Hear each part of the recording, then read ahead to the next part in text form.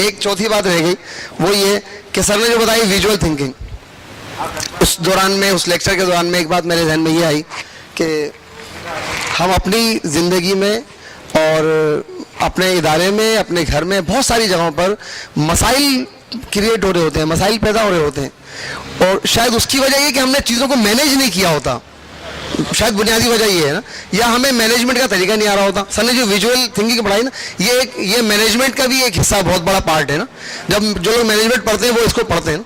तो चूंकि हमने अपने स्टूडेंट की, हमारे पास जो बच्चा पढ़ने के लिए आया है, हमने उसे विजुअल थिंकिंग क्लियर ही नहीं की, तो अपनी ज़िंदगी में चीज़ों को मैनेज नहीं करता।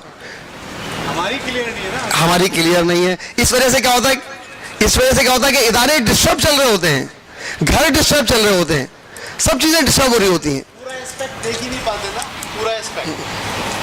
विजुअल थिंकिंग करेंगे आप तो पूरा एस्पेक्ट देख पाएंगे, फिर आपको पता होगा कहाँ काम करना है, कहाँ नहीं। ठीक है, और थैंक यू।